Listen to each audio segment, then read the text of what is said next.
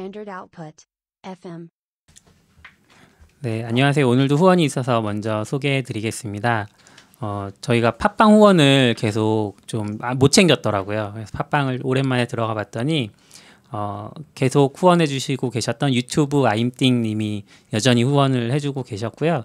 그리고 가을 하늘 나라라는 분께서도 이제 후원을 해주셨더라고요. 또 그래서 두 분께 감사드리고, 그리고 카카오페이를 통해서 승호님 힘내요라는 메시지로 요창님이 후원을 해주셨는데요. 토트월드님. 네네, 토트월드님. 지지난 시간에 저희가 그분 실명이 뭐였죠? 막 이런 얘기를 실명이 아니라 닉네임을 뭘 쓰시는지 몰라서 닉네임이 네. 막 트위터 아이디만 적어놓고 트위터 아이디로 이제 거론을 했었는데 너굴님 딴 생각하다가 대답을 안 해주셨어요.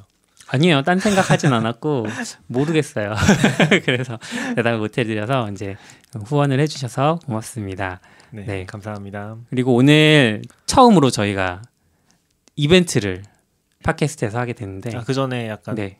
저희 하기로 한 거 있잖아요. 뭐요? 그렇죠. 뭔데요? 자기소개. 자기소개 날마다 하는 거야? 해야죠. 네. 이거 개발자인데 이렇게 해놓고 이렇게 붙여넣기 해야 되는 거 아니야? 다음부터 그렇게 해볼게요. 오늘 잘 녹음하고. 네. 네. 안녕하세요, 너굴입니다. 네, 안녕하세요, CP입니다. 네, 안녕하세요, 낙교시입니다. 네. 안녕하세요. 전 초대되었는데요. 이수겸이라고 하고요. 지금 방금 저기 너굴님이 언급하신 그 이벤트와 관련된 관련자입니다. 네. 이벤트 관련자. 녹음할 때는 수겸님이라고 부르면 될까요? 닉네임을 쓰시는지. 네, 책 소개 때문에 어차피 네. 닉네임을 쓰긴 쓰는데 의미가 없는 것 같습니다. 실명이 좀 유리하겠네요. 알겠습니다. 네. 이벤트 소개해드릴게요. 저희 이지스 퍼블리싱 출판사에서 나온 기계는 어떻게 생각하는가 책을 5권 증정받았습니다. 그래서 이 책을 저희가 드리려고 하는데 저희 구독을 하시고요. 다양한 방법을 통해서, 그러니까 뭐 RSS 구독 RSS 그런 느낌이잖아요. RSS 생각 안 해봤지만 그러니까 팟빵이나 팟캐스트 앱에서. 네, 애플 팟캐스트 앱이나 뭐 다양한 방식으로 저희 팟캐스트를 구독하시고 그걸 인증해서 저희한테 보내주셔야 되는데 어떻게 보내죠? 방법을 만들어서 네.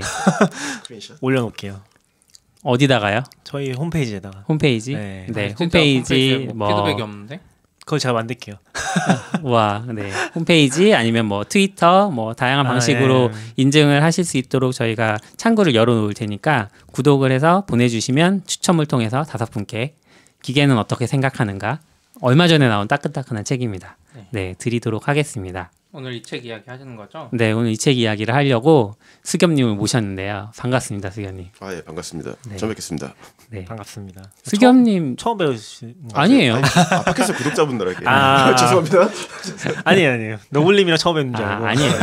저는 예전에 ODK에서 함께 일했던 적이 좀 있고요. 네, 수겸님 잠깐 자기소개 해주실 수 있을까요?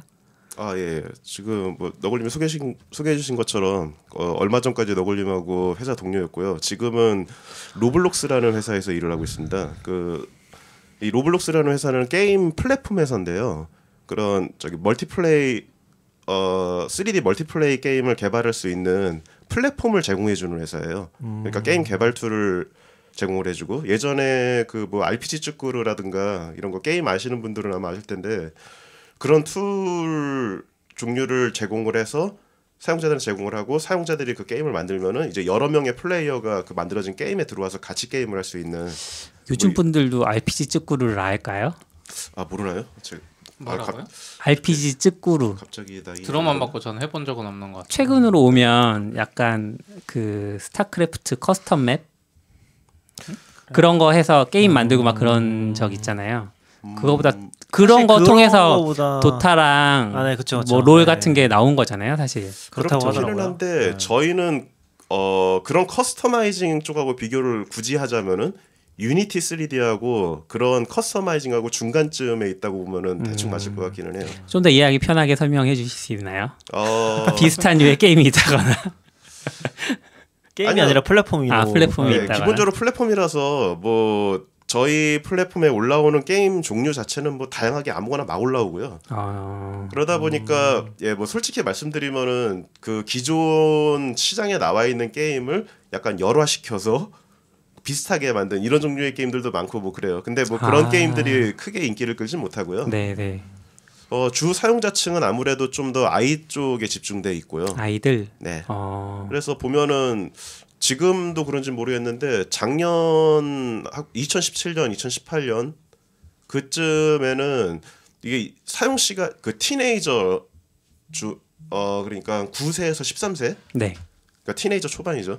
그 정도 나이대에서 이렇게 유튜브보다도 사용 시간이 높은 걸로 나왔었거든요. 그러니까 그 특정한 계층에서는 굉장히 충성도가 높은 플랫폼 중에 하나입니다. 저도 검색해보고 있는데 나무위키에 있는 거 보니까 엄청 인기가 많은 것 같아요. 그래요?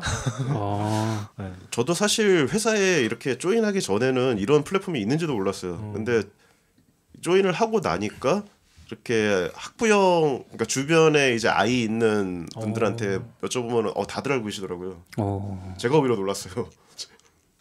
저는 그 첫 영상을 보고 마인크래프트랑 되게 비슷한 느낌을 받았는데 네. 좀 다른 면이 있다면 마인크래프트는 이제 완성된 어떤 게임으로서 작동하는 거고 이 로블록스는 플랫폼을 아예 제공을 해서 그렇죠. 유저들이 게임을 직접 만들 수 있게 한다는 좀 차별점이 있는 건가요? 그렇죠. 그러니까 마인크래프트라면 일단은 기본적인 블럭이나 이런 거가 게임성이 아예 만들어져 있잖아요. 예. 그러니까 그 쇠에 해당하는 블럭하고 나무에 해당하는 블럭 이렇게 뭐 조합해가지고 뭐 곡괭이를 만든다든지 이런 어떤 기본적인 로직들이 다 만들어져 있는 하나의 게임이라는 면에 반해서 네. 이제 로블록스 같은 경우는 그냥 게임 개발 툴이에요.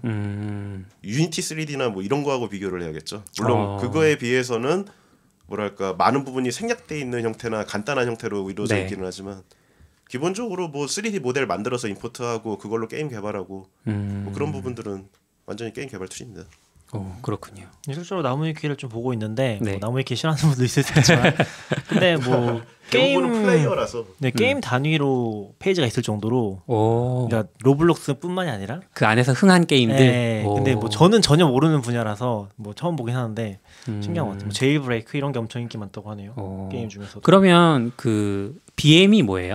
플랫폼을 제공하면서 사용료를 받나요? 그러니까 그거는 전적으로 게임 개발자의 재량에 달려 있는데 그 자기가 게임을 만들면서 그 게임 패스를 팔 수가 있어요. 네. 그러니까 그냥 완전히 무료로 개방할 수도 있고 게임 패스가 있어서 그걸 사야지만 게임에 들어올 수 있다. 이렇게 할 수도 있고요.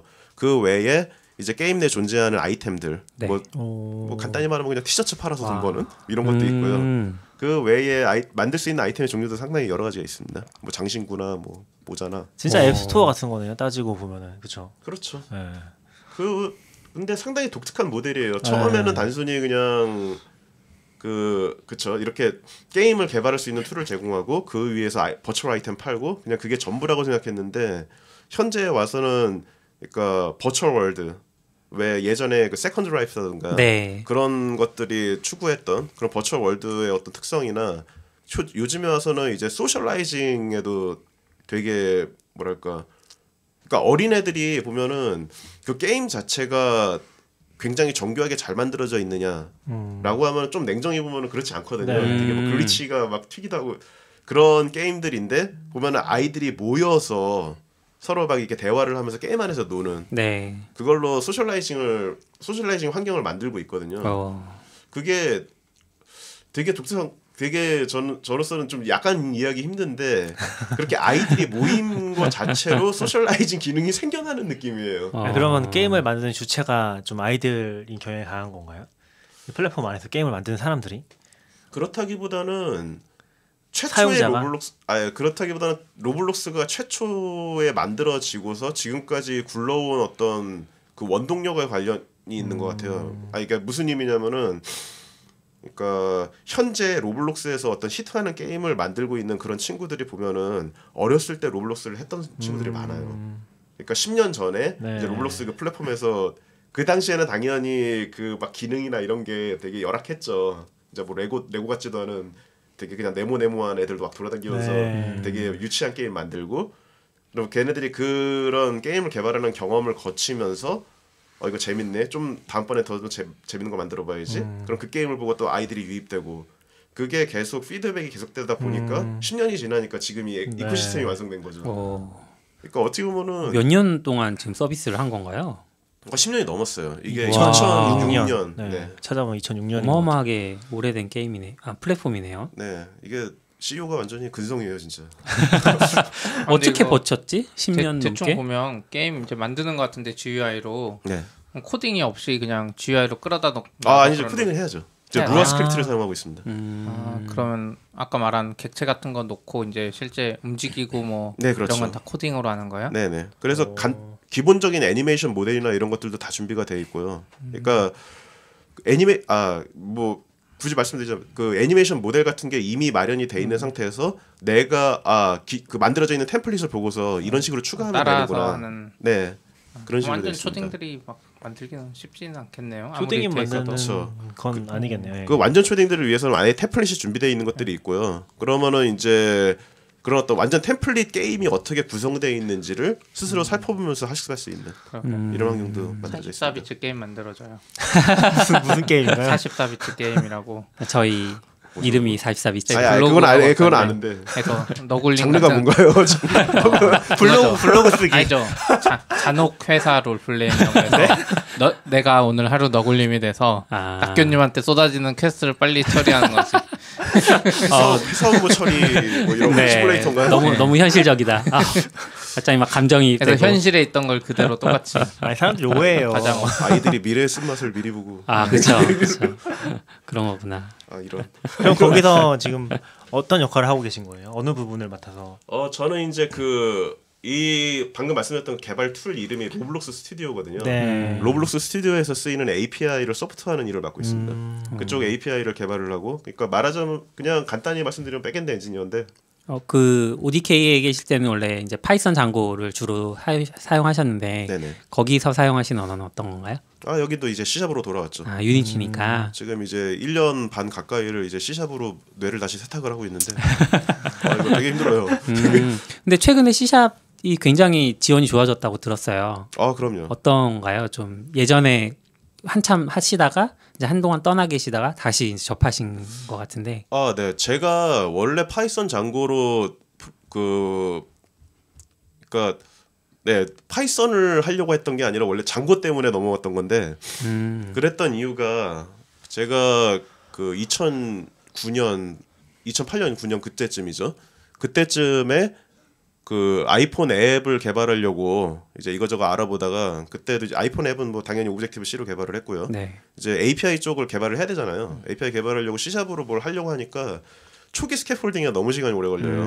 그냥 왜 사이트 하나 딱 구성을 하고 거기 API 이거 어떤 식으로 만들까 구상하고 그거 파일 몇 개 만들고 깔고 막 하는데 뭐 그냥 스캐폴딩 하나 하려고 그러면 한 2-3시간 걸리고 그래서 API 하나 딱 떠가지고 이제 뭘 시작해볼까 이게 너무 짜증나는 거예요. 네. 이게 나는 막 iOS 뭐 오브젝티브 C 코딩도 해야 되고 이것도 코딩도 해야 되고 막 바쁜데 그래가지고 딴 사람들은 이거 어떻게 해야지? 해가지고 이렇게 쫙 둘러봤는데 그때 이제 눈에 띄었던 게 레일즈하고 장고하고 뭐 이런 것들이었거든요. 근데 일단 루비는 제 개인적으로 펄을 되게 싫어하는데 루비 언어를 그냥 딱 보는 순간 이거 아닙니다. 잘 꾸민 펄이다. 지금 여기 루비 개발자 두 분 계시는데. 그러니까 그냥 루비 안 하려고 이제. 그냥 코드를 보는 순간 하는 생각이 들더라고요. 현기증. 펄 냄새. 예. 펄 냄새. 그래서 그래 장고를 보자 하고서 봤는데 그냥 첫 스캐폴딩 한번 돌려보고 나서 그냥 꽂혔어요. 그냥 딱 첫 API 딱 올리는데 제가 뭐 아무것도 모르는 상태였거든요. 파이썬은 약간은 해봤지만. 네. 근데 그냥 딱 올리는데 그때 한 10분 걸렸나? 그러니까 10분 걸려서 디벨롭먼 서버 딱 뜨는 거 보고 그리고 API 딱 추가하는 것까지 성공을 했어요. 좋아. 이제 이거야. 그래서 그때 시작을 한 게 이제 그걸로 뭐 웹사이트도 만들고 서비스 만들고 하고 거의 한 7년 가까이를 장고를 썼네요. 뭐 중간에 이제 플라스크나 이런 거 잠깐씩 쓰긴 했는데 뭐 기본적으로 취향은 아니었어요. 저는 그러니까 잘 짜여져 있는 프레임워크를 그냥 통으로 갖다 주고 거기서 어떻게든 비비는 걸 좋아하는 성격이라 어쨌든 그래서 그걸 썼는데 이제 최근에 C샵으로 돌아오고 나니까 뭐 다들 많이 들어서 아시겠지만 이제 사티아 나델라가 들어오고 나서 좀 MS의 행보가 바뀌기는 했어요. 좀 뭐랄까 오픈소스에 대한 어떤 시선도 바뀌었고 기본적으로 MS가 갖고 있는 어떤 기술적 자원이나 이런 것들을 최대한 오픈을 하고 그걸로 커뮤니티를 만들고 사람들을 끌어모으고 좀 이런 식으로 방향을 선회했기 때문에 제가 지금 회사에서 보고 있는 것 중에 가장 큰 뭐랄까 위해였다고 할까 뭐라고 해야 될까 그런 부분이 저희가 이제 이게 아까 말씀드렸다시피 그 게임을 개발을 해서 그 게임 서버를 띄워야 되거든요. 네. 이제 여러 명의 플레이어가 하나의 서버에 붙어가지고 같이 플레이를 해야 되니까요. 그러니까 그런 어떤 게임 서버를 저희 쪽에서 만들어서 이제 사용자가 계속 늘어나면은 그 게임 서버를 계속 스파운을 해야 되는 이런 구조예요. 그러면 이제 이 게임 서버가 단넷으로 개발이 돼 있는데 이게 단넷 코어거든요. 단넷 코어로 개발이 돼 있는데 이것들은 다 이제 엄청나게 서버를 소모를 하다 보니까 컴퓨팅 자원을 계속 밀어넣어야 되고 그러면은 컴퓨터를 계속 늘리려면은 거기 이제 OS 라이선스나 이런 문제가 생기잖아요. 예, 얘네는 다 리눅스로 돌아가요. 윈도우에서 돌아가는 게 아니라 단넷 코어인데. 그게 제가 처음 조인을 했을 때가 2018년인데 그때 이미 그렇게 돌고 있었고요.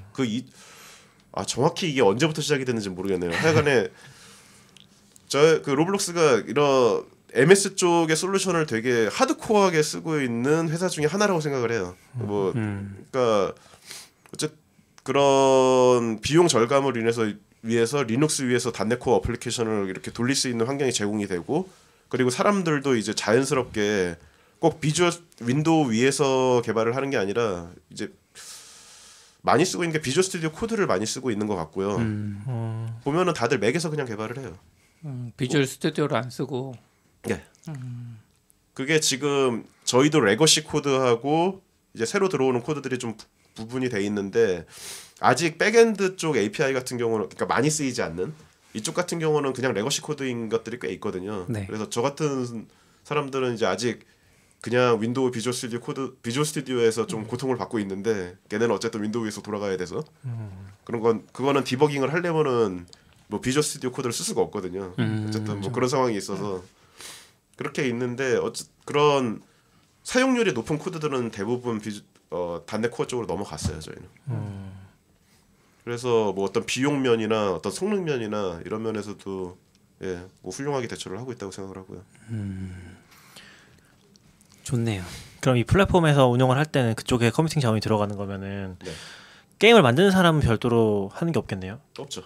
서버를 운영할 필요도 없고 다 여기서 해주는 거니까. 그러니까 게임 개발자 입장에서 보면 저희는 어떻게 엄청 약간 좋네요. 클라우드 컴퓨팅 같은 느낌이기도 해요. 사용료는 안 게임 내고. 서버 자본을 무료로 제공해주고. 그렇구나. 근데 모델은 약간 유튜브하고 닮았고요. 저희 내부적으로 게임 개발자들 크리에이터라고 부릅니다. 그러니까 게임 크리에이터가 이렇게 있으면은 거기에 또 추종자들이 이렇게 있고 이런 식인 거예요. 아마 단넷이 원래 예전에 단넷을 리눅스에 띄우는 게 뭐 모노인가 있었잖아요. 네, 옛날에 있었죠. 근데 사티아 나델라오고 공식적으로 서포트하면서 그렇게 네, 맞습니다. 쓸만하게 된 거겠죠? 예, 근데 모노는 이제 모노 뭐 갈 길을 가고 있고요. 따로인가요? 네, 따로예요. 현재로서. 그 전에는 윈도우 서버로 돌렸겠네요. 그럼 10년 된 회사니까. 그렇죠. 네, 지금 그거를 관리하시는. 예, 모노는 아니었던 것 같아요. 게임 회사 쪽이 워낙 윈도우 많이 쓰니까 C샵이나. 아니 근데 미국에서는 꼭 그런 분위기는 아닌 것 같아요. 한국에서는 일단 뭔가 MMORPG 이런 거 개발하면은 당연히 MS 쓰지 않냐 뭐 이런 분위기가 약간 있는 걸로 알고 있거든요. 네. 제가 게임 쪽에 잘 모르긴 하지만. 그리고 한국은 홈페이지도 C샵으로 만들잖아요. ASP.NET.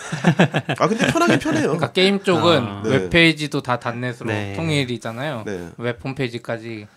근데 좀 다른가 보네요. 네네. 아니 저도 사실 장고로 넘어갔던 이유가 API나 이쪽 개발 때문에 그렇지 그냥 그 당시에도 웹페이지 만들고 이런 거는 편하긴 했어요. 물론 효율이 좋다는 건 절대 아니었고요. 네. 그 당시에 효율이 좋게 하려면은 이제 엔지니어를 갈아 넣어야 됐었고. 아 맞다. 아까 이거 시작 전에 이야기했던 거 궁금했어요. 뭐예요? 예전에 아이팟 터치 나왔을 때 뭐 앱 만들어서 이게 또 터진 게 어떤 면으로 터진지 모르겠지만 앱도 개발하셨군요. 아까 뭐 앱 개발 이야기도 하셔서 방금 이게 뭐 시간이 오래 흘러서 할 수 있는 얘기긴 하지만 사실 그 클론 앱을 만들었다는 게 어디 가서 자랑스럽게 할 이야기는 클론? 아니어서. 그러니까 어떤 그러니까 기존에 존재하던 앱을 따라서 만드셨다고요? 예, 네이트온. 네이트온. 예, 네이트온 메신저. 그러니까 뭐 말이 좋아서 클론이지 이게 SK 커뮤니케이션즈의 뭐 허락을 받은 것도 아니고 그냥 네이톤이 그때 모바일 아이팟 터치 버전 없을 때 만드신 거. 그렇죠. 리버스 엔지니어링에서. 그렇죠. 그때 SK 커뮤니케이션즈가 전혀 관심이 없었거든요. 그럼 그건 클론이 아니라 좋게 해준 거잖아 사용자.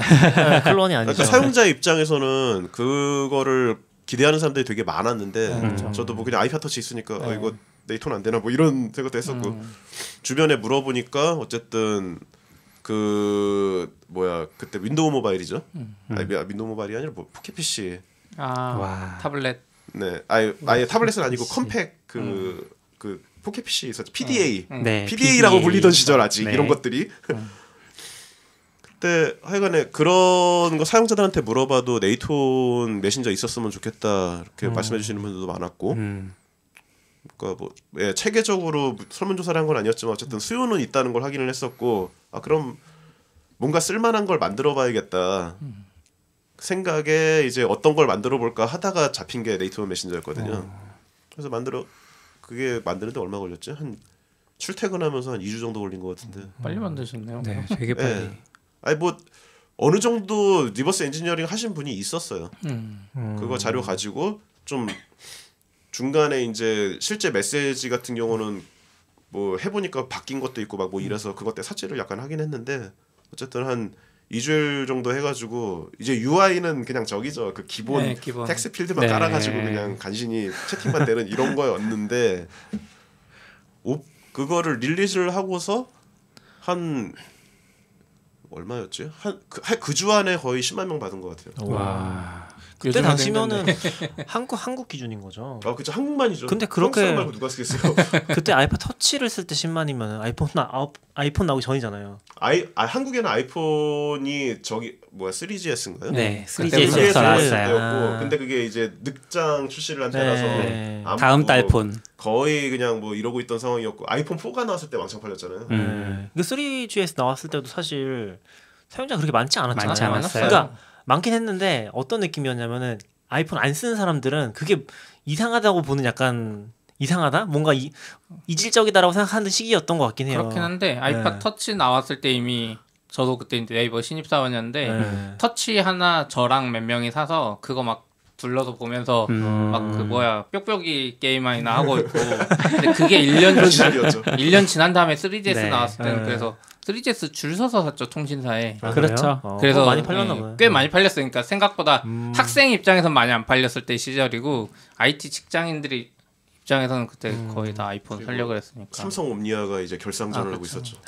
그리고 옴니아는 사라지고. 근데 그걸로 돈은 그럼 못 보셨어요? 그때는 광고도 없고. 아니 그때 이제 아니요. 그 처음에는 그냥 무료로 풀었었거든요. 그래서 그렇게 엄청나게 받고 나중에 이제 저기 뭐야 KT에서 정식으로 아이폰 들여오고 나서 그때 그냥 유료로 바꿨었는데 이거 뭐 내가 뭐 KT조차고 이거를 무료로 줘야 되나 막 이러면서 이런 마음에. 그렇죠. 근데 그러고 나서도 장비값은 벌었어요. 참고로 이제 요즘 분들은 모를까봐 그때 아이폰 들여올 때는 미국도 마찬가지였는데 통신사 한정이었어요. 아이폰은 무조건 KT만 살 수 있었고 맞아요. 미국에서도 아이폰은 무조건 AT&T만. 그렇죠. 방금 이제 KT 좋은 일을 시켰다는 게 그런. 그때 그럼 얼마에 올리셨어요? 그때 그냥 1불이었죠. 1불. 네. 되게 저렴하게. 근데 그 1불이라는 것도 되게 그 장벽이 큰 게 한국 앱스토어에서 앱을 구매를 하는 건데도 불구하고 한국 신용카드가 안 됐어요 그 시절엔. 해외 신용. 이상한 시절이었죠. 맞아, 뭔지 알 것 같아. 해외 결제 가능한 카드만. 그렇죠. 그러니까 10만이면 엄청 많은 것 같다는 게 거의 전 아이폰 사용자가 모르겠지만. 다 받은 거 아닌가요? 그렇죠. 최종적으로는 거의 30만이었습니다. 되게 많았을 것 같아요. 그때 이야기들 블로그에 요즘에 없어졌을 것 같은데 그때 SK텔레콤 그 네이톤 기획자인가요? 팀장인가가 회고한 글인가가 뭐 있어요. 네. 지금은 사라졌을 것 같은데 찾아주셔야 돼요. 그 당시에 네이톤 아카이브? 그러니까 직원들은 항상 다 똑똑해. 보면 그때 네이톤 모바일 내놓으려 그랬는데 SK 위에서 문자비 너네가 보상해낼 거냐 뭐 이익이 얼만데 막 이런 글을 봤던 것 같아요. 다른 분들 상충되니까 통신사 그쵸. 얘기랑 네, 상충되니까 왜냐면 이거 하면 안 SKT 된다. 자회사였잖아요. 네. 네이트홈 그거를 모바일에 내놓는 순간 문자가 확 줄어들 게 불보듯 뻔한데 그러면 그때 네이트홈밖에 없었던 시절이면은 중간에 이제 카카오랑 라인은 뭐 훨씬 뒤인 것 같긴 한데 나왔잖아요. 네. 그거랑은 시기가 어떻게 되는 거예요? 시기가 한참 뒤죠. 카카오는 한참 또 뒤인 한참 것 뒤예요? 같아요. 카카오가 2000 몇 년? 14년인가요? 카카오가 되는 게 거의 그거예요. 안드로이드도 옴니아가 끝나고 그렇죠. 옴니아가 완전 끝나고 갤럭시 그쵸. S2 막 이렇게 그러니까 그때 카카오 바로 전에 뭐가 있었어요 비슷한 거. 네. 걔가 잘 안 됐던 게 제 예상으로는 걔가 안드로이드인가 뭔가 안 됐던 잘 안 됐나? 카카오가 좀 잘 되고. 아니 그리고 중간에 많았어요. 그거 말고도 그 다음에서 내놓은 거 그거 뭐였죠? 아 마이피플. 네, 뭐 그것도 망했고. 마이피플은 근데 앱이었어요? 잘 기억이 안 걔네 나요. 다 지원했어요. 애초에 마이신저였어요. 걔네는- PC까지 다 됐어요. API까지. 저 그래서 맞아요. 개인적으로 알고 되게 있긴 해요. 좋아했었는데 네. 뭐 개발자들이 조합 망하는 것 같아. 2010년에 나왔네요. 카카오톡이. 카카오 2010년. 네. 네. 그럼 아이팟 터치 때는 2007년인가? 아 2008년쯤이었던 8년 것 같아요. 말. 네, 2008년. 2008년 말. 그러겠네요. 아무튼 그런 것도 만들어 보시고. 그러니까 그냥 첫 앱을 만들어 본 경험으로는 뭐 굉장히 좋았죠. 그렇겠어요. 엄청 잘 된 네. 케이스. 그 이후로 두 번 다시 안 만드신 건가요? 아니요, 뭐 뭐 만들었는데 다 망했고요. 근데 그 과정에서 얻은 거는 이제 제가 그런 커스터마이즈 페이싱한 거를 커스터머 페이싱한 걸 되게 좋아한다는 걸 알게 됐어요. 그러니까 사용자들을 직접 접하고 이렇게 빨리 피드백을 받아서 뭔가 기능을 개선을 하고 그걸 다시 내놓고 다시 피드백을 받고 이게 되게 재밌더라고요. 그래서 내가 이게 서비스 만드는 쪽으로 가봐야겠구나 라는 생각을 그때부터 해서 이제 뭐 개인적으로 서비스 만들기도 하고 이제 서비스 만드는 스타트업들에 이제 합류해가지고 이거저거 만들어보고. 근데 어떻게 하다가 미국까지 진출하시게 된 거예요? 그러니까 그것도 되게 뭔가 충동적으로 진출을 당했는데 당한 건가요? 네. 그즈음에 이제 미국에 이미 좀 가 있던 친구가 있었거든요. 네. 그 친구가 뭘 좀 해보고 싶은데 이제 미디어 쪽 뭐 잔뼈가 굵은 뭐 비디오 아티스트 이런 사람들하고 있는데 뭘 프로젝트를 만들어보고 싶지만 엔지니어링 리소스가 없는 거죠. 네. 그래서 너 장기적으로 미국에 와서 우리 뭐 이거 만드는 거 좀 도와주고 좀 미국 생활 해볼 생각이 있냐. 그때 이제 저는 뭐 만들던 서비스도 잘 안 되고 이제 한국에서 다른 회사를 갈래니까 이제 또 이게 여기서 또 바둥바둥하면서 버텨야 되나 막 이런 거에 좌절해가지고 막 이러고 있을 때였거든요. 좀 그래도 그때 당시면은 뭔가 앱 쪽 수요가 너무 많을 땐가 오히려? 많을 때였어요. 많을 때였는데 많을 때다 보니까 모르겠어요. 저한테는 뭔가 이렇게 좋은 기회는 오지 않았어요. 좀 이제 이상한 거 들고 오는 분들이 많았고 그때 막 그러니까 뭐 예를 하나 들면은 얘가 아니라 그 당시에는 그냥 영한 사전 이런 거 만들어가지고 앱스토어에 올려서 막 몇 천씩 벌고 이런 시절이었으니까요. 뭐 그런 시절이다 보니까 하여간에 그래서 괜히 또 혹해가지고 그래. 그래서 미국 가는 거 준비하고 막상 가는 거 뭐 비자고 뭐고 다 나오고 준비가 끝났는데 그때 이제 미국에는 서브프라임 모기지론 사태의 후폭풍이 이제 날라왔었죠. 그래서 처음에 그때 뉴욕으로 가기로 돼 있었는데 제 친구도 그렇고 이제 그 친구하고 같이 일하는 분들도 다 이제 레이오프 당해가지고 다 막 뿔뿔이 흩어진 거예요. 막 제 친구는 막 텍사스가 있고, 그러니까 저는 비자가 있는데도 일자리가 없어서 못 가는 이상한 상황이 된 거죠. 그래서 또 한 2-3개월 멍 때리고 있다가 뭐 이거저거 알아보고 뭐 인터뷰나 이런 거 알아보고 있긴 했는데 어쨌든 잘 안 됐어요. 이제 제가 그때 너무 좀 상황을 만만히 본 게 크긴 했는데. 어쨌든 그래서 맨 처음에 그 네이트온 앱 개발하면서 알게 된 분이 한 분이 LA에 계셨는데 그분이 어차피 허송세월 할 거면은 여기 LA 넘어와가지고 여기 새로운 비즈니스 해보고 싶어 하시는 분이 있는데 이거 좀 도와주면서 그냥 아르바이트 좀 있어 볼래? 그러길래 그래요. 그러고서는 LA로 넘어가서 그때부터 미국 생활이 시작이 된 거죠. 그게 그 회사인가요? 아니에요. 한참 후입니다. 거기도 약간 베이스가 LA. 네, 맞아요. LA 그 오렌지 카운티라고요. 좀 LA의 약간 위성 도시 느낌이 드는 어딘가에 있습니다. 그러셨구나. 되게 뭐라 그래야 될까요? 그러니까 미국 생활을 어쨌든 하게 된 거고 뭐 한인 회사를 도와줬든 아니든 그런 상황이었는데도 불구하고 되게 다양한 일들을 또 격가지로 많이 하셨어요. 보면 뭐 번역 같은 것도 하시고 이번에 책도 나왔지만 그 전에도 번역서가 있으셨잖아요. 네네네. 그런 거는 어떻게 원래 관심이 있으셨어요? 네, 워낙 뭐 그러게요. 독서를 좋아한다고 책을 번역하진 않겠지만 뭐 기본적으로 책 읽는 걸 좋아하고요. 글 쓰는 것도 좋아하는 편이고 그 전에 이제 마이크로소프트 MVP 활동을 했었어요. 한국에 있는 동안에. 그걸 통해서 좀 잘하시는 분들하고 좀 연결이 됐고 그러다 보면은 이제 또 물론 잘하시는 분들도 뭐 초고수부터 이렇게 좀 스펙트럼이 있긴 하지만 어쨌든 그분들의 커뮤니티에 있으면은 나 요즘에 책을 준비하고 있어. 나 번역 하고 있어. 뭐 이런 것들이 있잖아요. 네. 그런 거 보면서 자연스럽게 내가 번역을 한다면 뭐 어떤 걸 해야 되나 뭐 하나 뭐 그런 거 생각도 해보고 그러다가 이제 좋은 기회가 있어서 번역도 한번 해보게 되고 책도 써보게 되고 뭐 이런 식으로 이어졌던 거죠. 그럼 이번 책은 어떻게 번역하시게 된 거예요? 이번 책 같은 경우는 상당히 좀 뜬금없이 왔는데 네. 원래 이지스 퍼블리싱 같은 경우에 처음에 파이썬 관련 파이썬이 아니구나. 파이썬 맞는데 파이썬 펜다스 네. 그 펜다스 관련된 서적 번역 때문에 의뢰를 한번 주셨었어요. 그래가지고 그거 쭉 읽어보고서 이거 책 되게 괜찮다라고 생각을 하고서 말씀을 드렸는데 이게 페이지가 되게 빠르더라고요. 보통 역자 의뢰라고 이렇게 어떤 책에 번역 관심 있으세요라고 하면은 보통 뭐 며칠 이내로 답을 줘야 되는 시스템인가 보더라고요. 저는 원서 받아가지고 이게 꼼꼼히 읽어보고 이거 책이 굉장히 괜찮구나 하고서는 네 하겠습니다 하고 했더니 이미 역자가 정해졌는데요. 근데 그거를 되게 좋게 보셨나 봐요. 저는 이제 책을 좀 어느 정도 읽어보고서 좀 그거에 대해서 어느 정도 피드백을 드렸는데 이 책이 어떤 면에서 괜찮고 이렇게 피드백을 드렸더니 그거를 좀 기억을 하셨었나 봐요. 그래서 한참에 저도 까먹고 있었는데 1년쯤 지나고 나서 혹시 AI에는 관심이 없으세요? 이러고서는 다시 연락이 오셔가지고 이 책 소개 좀 해주세요. 기계는 어떻게 생각하는가? 네. 이게 지금 구글에서 일하고 있는 션 게리시라는 분이 쓴 책인데요. 기본적으로 이분이 의도 자체가 기존에 있던 어떤 AI의 구성 요소나 뭐 이런 부분들이 다 이제 뭐 그러니까 연구자들이 작성한 뭐 논문이라든가 어떤 테크니컬 노트라든가 이런 걸로만 다 정리가 돼 있다 보니까 이게 일반인들에게 뭔가 쉽게 그리고 AI의 전체 그림이 어떤 식으로 발전돼 왔는지 물론 이제 최근의 AI 발전상에 대해서지만요. 좀 한정해서지만요.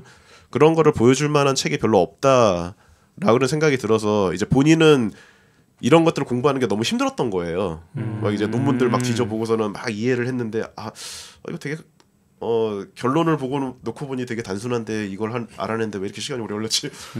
이거를 몇 번 반복하다 보니까 이런 좀 정리된 책이 있으면 좋겠다라는 생각을 항상 해왔고 그거를 이번에 이제 이렇게 책 형태로 엮은 뭐 결과물이라고 하더라고요. 근데 지금 션 게리시 본인 자체는 그 구글 애드 아니다. 지금 자리를 옮겼군요. 원래 구글 애드 쪽에 있다가 지금 구글 파이 쪽으로 갔어요. 그건 뭐예요? 구글 파이라고 그러니까 구글에서 운영하는 모바일 캐리어 그러니까 왜 이렇게 생각이 안 나죠? SK를 무슨 회사라고 부르죠? 한국에서? 통신회사. 예. 구글이 운영하는 통신회사인데 이게 특징이 약간 재밌는 게 구글이 스스로 갖고 있는 통신선은 사실 그 구글 파이버밖에 없거든요. 그러니까 구글 파이버 외에 기존 통신회사에서 회선을 빌려서 전지구적으로 서비스를 해요. 뭐냐면은 미국에서 구글 파이에 가입해 있으면은 저도 구글 파이를 쓰고 있는데 한국에 와서 그냥 아무런 추가 요금 없이 그냥 인터넷을 할 수 있어요. 전 세계에서 로밍이 되는 거죠.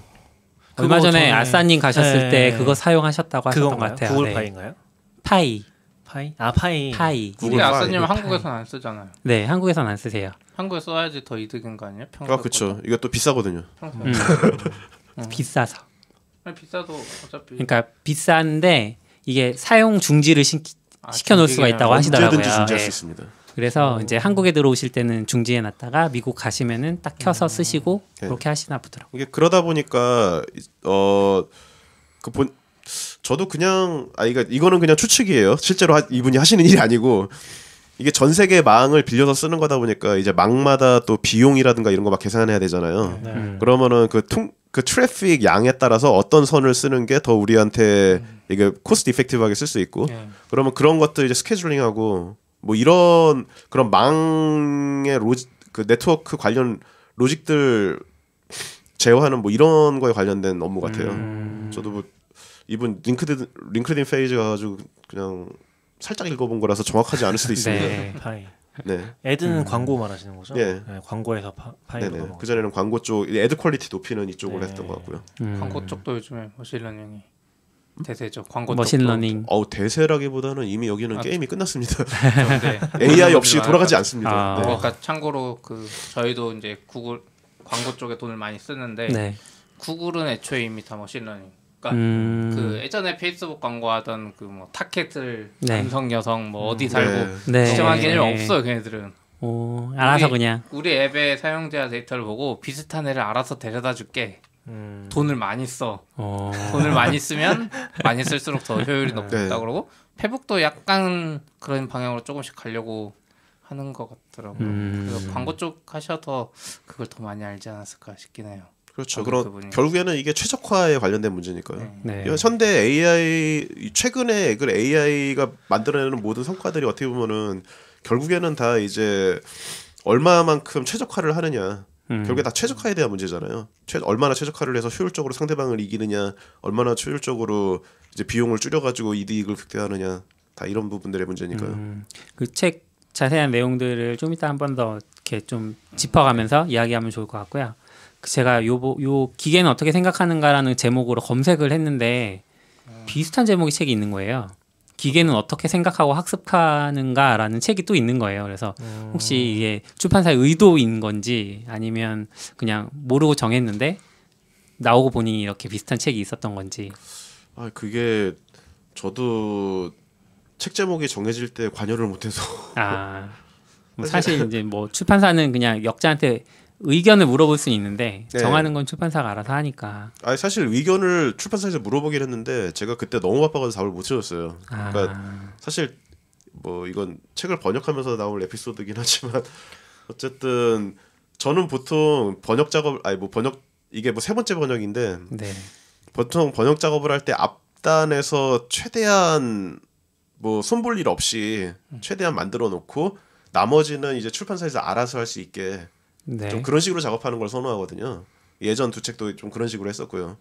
근데 이번 책 같은 경우는 좀 이게 그런 어떤 작업 방식에 대해서 좀 철저히 조율이 안 돼서 그런지 제가 그걸 잘 몰랐어요. 그래서 처음에 저는 최대한 어느 정도 결과물을 만들어서 드렸는데 이제 이걸 가지고서 계속 피드백이 오는데 네 그래서 굉장히 좀 진이 빠졌고 이제 막판에 뭐 책 제목 정할 때쯤 돼가지고 제가 정신이 나가지고 근데 이게 뭐 비슷한 것도 있는데 문제는 구글에 치면 기계는 어떻게 생각하는가까지 쳐도 그 다른 네, 책을 다른 책이 먼저 나오니까 나와요. 지금 우리 팟캐스트를 보고도 그쵸. 다른 책을 살 수도 있는데 아무튼 기계는 어떻게 생각하는가까지예요. 네. 이거 그리고 그 책은 2008년에 나온 거고 이건 지금 최근에 나왔으니까 역자 이름을 같이 검색해 주셔도 괜찮을 것 같습니다. 이수경. 네. 2008년이면 감사합니다. 딥러닝 활성화되기도 전이잖아요. 훨씬 그쵸. 전이죠. 예. 아니죠 그때부터 이미 많이 아니죠. 있었죠. 딥러닝은 2008년이면. 최근에 떴죠. 아니요 2010 알파고 이후잖아요. 네, 말 잘못 2018년 네. 18년에 나온 책이라고요. 2018년 책, 네. 2018년 책은 아니죠.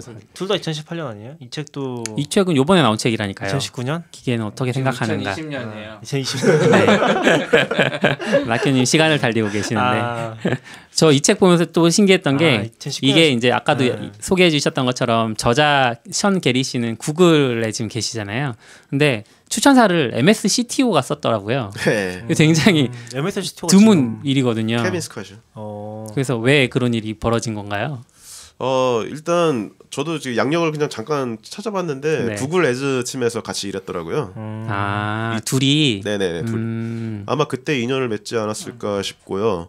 그리고 이 케빈 스캇이라는 사람도 약간 좀 재밌는데 이분이 커리어가 대부분 다 저기예요. 그 실리콘밸리 쪽 기업에 집중이 돼 있고요. 그러니까 뭐 구글에서 일을 했었고 중간에 박스닷넷 거기서도 네. 일을 했었던 것 같고 그리고 이제 저기로 옮기셨는데 링크드인에서 VP 오브 엔지니어링으로 4년 정도 일을 하셨는데 이제 그분이 링크드인이 MS로 MS의 가면서? 자회사잖아요.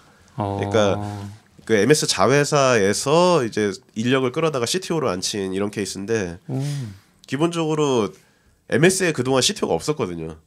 CTO라는 직책이 없었거든요. 그러면은 거의 이 링크드인을 인수한 이유는 이 사람 때문이라고도 볼 수 있는 건가요? 그건 너무 과대평가인가? 아니, 그건 아니고. 그건 아니고. MS의 B2B 비즈니스의 일환이겠죠. 그래도 대단하다. 네. 자회사의 엔지니어를 이렇게. 그러니까 한편으로는 이제 사티아 나델라가 좀 뭐랄까 그런 기업 분위기 쇄신을 위해서 이렇게 실리콘밸리 쪽에서 잔뼈가 굵은 인물을 CTO로 좀 영입을 하지 않았을까. 아하. 좀 그런 생각도 해요. 그동안에 이제 MS가 약간 이미지가 그 시애틀에 이렇게 좀 들어앉아 있는 되게 조용히 앉아서 뭔가를 막 쏟아내고 있는 네. 머리 똑똑한 사람들이 모여가지고 막 이런 분위기였는데 반해서 이제 지금 사티아 나델라 MS는 직접 시장에 들어와서 개발자들하고 직접 좀 호흡하는 이런 회사를 만들고 싶어서 그런 분위기를 만들 겸 이 인물을 앉힌 거 아닐까. 약간 그런 생각이 들어요. 그렇군요. 혹시 그러면 비슷한 동네에 사시잖아요. 네네. 저희가 보기엔 미국은 다 비슷한 동네니까 뭐 이렇게 번역자나 뭐 이런 분들이랑 만날 기회도 있으세요? 지금 션 게리 씨하고도 이제 뭐 그냥 빈말로 얼굴 한번 보자고 말은 했는데 그 보게 될지는 이메일로 모르겠어요. 소통은 하셨던 거고요. 예, 이제 그 뭐 책에서 궁금한 부분 물어본 것도 있었고 그 한국 독자들을 위해서 추천사 좀 써달라고 부탁을 한번 했었거든요. 근데 저 기분이 되게 묘하더라고요. 예전에 번역을 할 때도 이제 이메일로 의견 정도는 주고 받았는데 네. 이번에는 그냥 차 몰고 한 2-30분 가면 만날 수 있는 사람인 거예요. 그러니까 되게 기분이 이상하더라고요. 동네 흔한 개발자. 그러니까 그냥 옆 동네 개발자의 책을 내가 번역하고 있구나라고 생각을 하니까 이게 요즘 그 한국 스타트업들에도 동료가 최고의 복지다 뭐 이런 말들이 있잖아요. 동료를 통해서 많은 것을 배울 수 있고 그렇죠. 동료들이 또 이제 다른 회사로 흩어졌을 때 그 동료를 통해서 뭐 좋은 기회도 얻을 수 있고 하니까 약간 그런 말. 그러니까 실리콘밸리 혹은 이제 그 산호세라는 환경이 굉장히 좋은 복지 아닌가 이런 생각이 좀 드네요. 사실 그것 때문에 수많은 엔지니어들이 거기서 버티고 있을 거라고 생각을 해요. 보면은 월세를 그렇죠. 월세를 비싼 월세를 감당하면서 월세를 바친다. 그렇군요. 거기도 건물주님이 가장 그렇죠. 상위에. 아니에요. 근데 제가 최근에 유튜브 봤는데 뭐 구글러 이제 부부가 남편이 구글 다니는 것 같은데 집 사는 걸 봤거든요. 그 구글 캠퍼스 근처에 생각보다 싸던데요? 그래요? 한 19억이면 집 한 채 사던데요. 저기요? 아니 지금 판교 아파트가 16억이고 강남은 30억인데 한국의 비정상적으로 높은 아파트 가격을 아니 실리콘밸리도 거기서 비정상적으로 높다고 하는 거잖아. 19억이면은 지역에 따라서는 다른데 구글 바로 옆이면은 불가능한 가격이. 바로 옆은 아니고 약간 위쪽에서 그러니까 단독 한 채 2층집 막. 거기는 뭐 단독이 다 일단 일반적이니까. 일반적이니까. 콘도 같은 경우는 그러니까 거기서 콘도라고 부르는데. 그런 집합 건물이죠. 이런 거는 뭐 그쵸 10억 정도에서 살 수 있는 것들도 꽤 있어요. 생각보다 실리콘밸리가. 근데 거린들 잘 안 살죠. 그래요? 네네. 생각보다. 거기도 꼭지라고 생각하나요? 지금이? 아니요, 제 친구가 이제 그런 뭐라고 그래야 되죠? 부동산 한국으로 중개업자. 치면은 아니 그게 아니라 부동산 114 사이트. 그런 사이트에서 일하는 친구가 있는데 이제 거기도 단순히 부동산 114도 비슷한 거 하겠죠. 그 부동산 거래 뭐 그런 것만 추적을 하는 게 아니라 이제 이 동네로 유입 오는 인구, 여기에 만들어지는 일자리 수, 막 뭐 이런 거 가지고 통계를 내서 향후에 얼마나 많은 인구가 유입될 것인가, 얼마나 많은 주택이 필요할 것인가, 막 이런 거 계산을 하거든요. 보면은 항상 부족 상태래요. 언제나. 부동산 124는 아니고 호갱노노 쪽에서 그런 거 하는 거 아니에요? 네. CP가 좋아하는 그 정도가 직방 아니죠. 호갱노노는 직접 안 하잖아요. 미국 부동산 사이트는 직접 뭘 하는 것 같던데. 조사를 중개만 하는 게 아니라. 네 맞아요. 중개에서 멈추지 않고 데이터 자체는 거기도 이제 유입이랑 유출 이런 거 나오긴 하잖아요. 근데 이제 호갱노노는 정부 거만 보고 하는 거고 이건 내가 직접 하니까 이 사람한테 물어봐서 진짜 어느 지역에서 왔고 조사를 직업이 아예 뭔지 알 수 있잖아. 조사를 안 해도 알 수 있잖아요. 거래를 하니까 그냥 내가 체크만 하면 되잖아. 그러니까 한국에서 벌어지고 있는 그런 어떤 그러니까 그 신도시 뭐 계획 나면은 거기 갈아엎고 뭐 새로 올리고 막 이렇게 하잖아요. 네. 그게 약간 느리고 좀 국지적으로 계속 일어나고 있다고 보시면은 비쌀 거예요. 보면은 한국처럼 이렇게 재개발을 쉽게 하진 않더라고요. 네. 그냥 올드 다운타운 지역이 넓어서 그런가? 그래서 생각보다 쌉니다. 판교에 집살 정도면 그러니까 판교가 실리콘밸리잖아요. 집값이 비슷해. 뭐 강남에서 그 아파트를 산다라고 하면은 예, 사실 비슷해요. 뭐냐면은 아니 저도 이제 와이프하고 한국 들어와가지고 네. 전 와이프 본가가 이제 송파에 있는데 네. 송파에 이제 그 송파호소도 이렇게 나와가지고 아파트 막 이렇게 있잖아요. 네, 비싼 거 많죠. 네, 걸어다니면서 이제 막 그 뭐야 그 부동산 앱으로 네. 이렇게 막 뭐 가격 이렇게 보고 그랬었는데 야 이거 우리 동네 아파트 우리 동네 집이랑 비싸네. 뭐 그러고 다녀요. 그렇네요. 그렇군요. 혹시 뭐 번역하면서 또 다른 재밌는 이야기들 있으셨어요? 뭐가 있을까요? 어디 보자. 번역을 하면서 이제 좀 큰 오역이 한번 날 뻔한 게 있었는데 나진 않았고 날 뻔. 예, 네. 그 waited to die라는 게 있었고 뭐 죽는 다이가 아니고요. 네. waited to die라는 표현이 본문에 이렇게 등장한 게 있었는데 제가 뭐가 이렇게 신이 들려서 막 이렇게 번역을 하면서 이제 waited die라는 단어를 딱 보고서 이제 waited만은 그냥 뭐 가중치가 적용된 뭐 이런 거죠. 그렇죠. 네. 가중치가 적용되고 die는 그 왜 공작 그 건축물이나 이런 것들 보면은 그 밑에 있는 그 뭐라 그래야 되죠? 기초라든가 이런 거를 다이라고 표현하거든요. TV 다이, 뭐 그런 것 뭐 당구대도 뭐 일본 당구 당구 아니었어요? 다이. 아 일본어 그게 그러니까 일본에서 온 거 몰라요. 아닌가요? 이게 이 다이인지는 모르겠어요. 그 대를 다이라고 있는 건지 어쨌든 그러니까 사실 잘 안 쓰이는 단어인데 네. 순간적으로 그게 생각이 나서 그러면 이게 이제 매트릭스에 있는 숫자를 이렇게 빡 적어놓으면은 그게 이렇게 네모 칸에다가 숫자 채우는 것처럼 보이잖아요. 그거를 의미하는 건가? 그 가중치가 계산되어 있는 매트릭스를 의미하는 건가? 라고 생각을 해서 그거에 맞게 이제 번역을 했어요. 네. 또 이게 운이 안 좋게 뒤에 문장들이 다 이거에 연결돼 있어서 아이고. 그래서 막 신나게 번역을 하고 났더니 나중에 이제 감수자분이 이걸 찾아내셨는데 그 다이가 다이스의 단수형이거든요. 주사위. 와. 아, 그냥 DI라고 써 있었던 거는. 예. 네, 원문은 그걸 DI이고. 단순히 뭔지 어떻게 알아? 어떻게 알아요?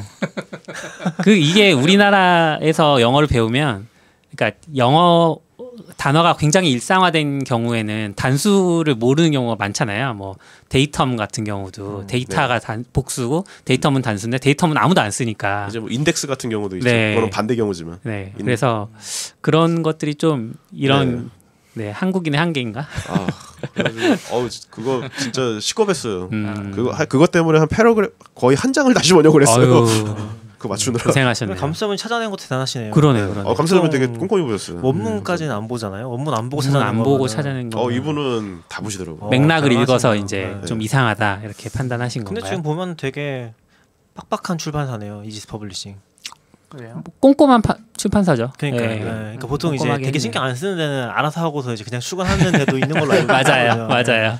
그래서 지금 얘기 들어보면 되게 좀 음. 열심히 잘 하시는 데구나라는 생각이 좀 들어서. 이게 또 책의 성격이 완전히 기술 서적이 아니다 보니까 그런 것 같기도 해요. 아. 이게 제가 예전에 번역했던 책 두 권은 다 프로그래밍 서적이었거든요. 네. 네. 그러다 보니까 이게 뜻만 정확하면 뭐 번역이 어떻게 되든 상관하지 않는다. 약간 이런 스탠스였는데 거기서 할 때는 여기서는 이제 막 뭐 이게 전체 어조를 맞춰라라느니 저는 최대한 맞춰서 했지만 그리고 제가 이렇게 중간에 저는 번역하다가 좀 이게 예를 들려니까 생각이 안 나네요. 좀 장난스럽게 번역한다든가 이런 부분들도 그냥 굳이 넣거든요. 예. 이제 좀 그 저희 뒤틀린 개그 센스에 이제 좀 웃을 수 있는 분은 웃고 아니면 말고 그냥 이러면서 그냥 막 하는데 궁금해진다. 책을 보고 싶어지네요. 막. 그거 커트 당했어요.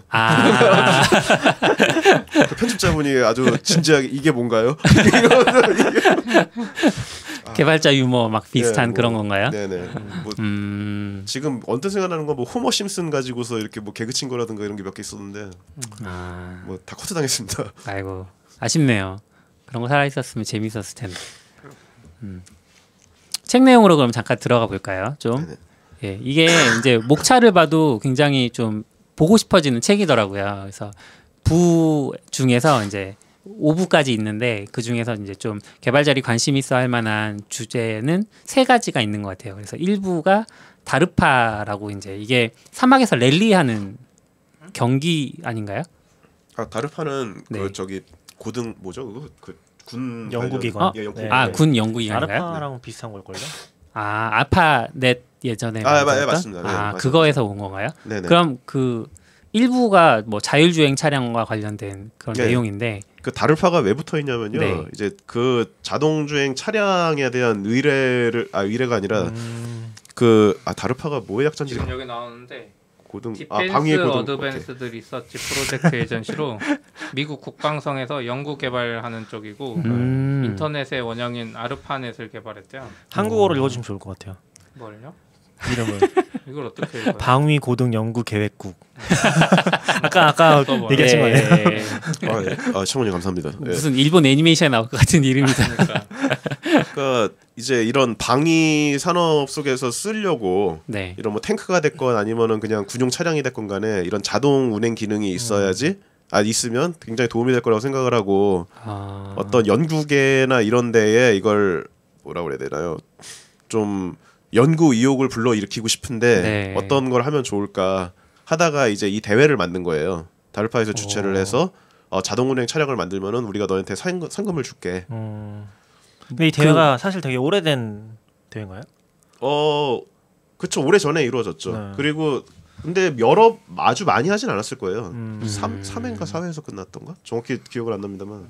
그럼 목적이 뭐예요? 뭐 정확하게 간다, 빨리 간다, 뭐 이런 이 정도의 일반적인 그런. 그 책 본문을 보시면 이제 아시겠지만 예. 이제 그게 목표가 매년 바뀌었습니다. 그러니까 맨 처음에는 그냥 사막이면은 이제 뭐 같이 주행하는 차량이나 이런 게 거의 없잖아요. 그렇죠. 그런 환경에서 목표 지점까지 가는 게 이제 그때는 골이었는데 그거를 달성한 팀이 나오고 나서는 그 다음에는 이제 뭐 시내 주행 이런 식으로 목표가 점점 더 상향되고 그래서 이 책에서 주장하는 어떤 좀 뭐죠 일맥상통하는 어떤 주제가 있는데 그게 뭐냐면은 어떤 연구자들의 커뮤니티를 만들어주고 거기서 그 연구 결과물들이 자유롭게 소통할 수 있게 해야지 이게 어떤 폭발적인 그런 연구 결과가 나올 수 있다라는 거거든요. 약간 오픈 소스 세상의 느낌이 그렇죠. 나네요. 오픈 소스하고도 맥이 닿아 있고요. 그래서 지금 이 다르파 그랜드 챌린지가 그 대회 이름인데 네. 거기에서도 그 연구자들이 처음에 어떤 모델을 만들어서 그걸로 대회에서 우승을 했고 그 우승한 모델을 이제 사람들이 따라해서 더 발전된 걸 어떻게 만들어냈고 뭐 이런 거에 대한 얘기들이 쭉 나와요. 그리고 이제 그 다음 장에서도 마찬가지고요. 이제 다음 장에서 뭐 넷플릭스를 다루고 있는데 굉장히 유명한 대회잖아요. 넷플릭스가 했던 추천 알고리즘 대회. 근데 저는 이게 어떻게 끝났는지는 잘 사람들이 모르는 것 같아요. 어떻게 끝났는지 그리고 네. 그 결과물을 가지고서 넷플릭스가 뭘 했는지 그런 얘기들도 책에 나오는 건가요? 예, 나옵니다. 얘기 좀 해주세요. 이게 약간 후일담 부분을 말씀드리면 되는 건가요? 뭐 되게 궁금하게 얘기해 주시면 한참 얘기하다가 to be continue 이렇게 되는 건가요? 일단 초기 어떤 진행하고 그 결론에 이르기까지는 그 본문에 나와 있고 후일담에 대한 거는 아마 책 본문에 안 나올 거예요. 그러니까 어떻게 종료가 됐는지는 나오는데 이게 그 넷플릭스의 알고리즘 대회라고 이제 보통 알려져 있는데 네네. 한동안 IT 서적에서 뭔가 AI 그때는 AI가 아니죠. 그냥 머신러닝 그쵸. 혹은 이제 기계를 통해서 어떻게 추천을 할 거냐. 추천 알고리즘과 그쵸, 추천 관련된 시스템. 이야기를 하면 무조건 이 얘기가 나왔거든요. 그렇죠. 넷플릭스가 이런 대회를 했었다. 그렇죠. 근데 이것도 보면 여러 회 했던 것 같고 네네네. 그리고 이제 그 뭐 이제 그런 책들에서 언급할 때는 어떤 팀이 우승을 했다. 네. 근데 그 이후로는 이제 이야기가 없는 거니까 사람들이 되게 궁금해할 것 같아요. 그러니까 일단 그 대회에서 내건 조건이 뭐였냐면요.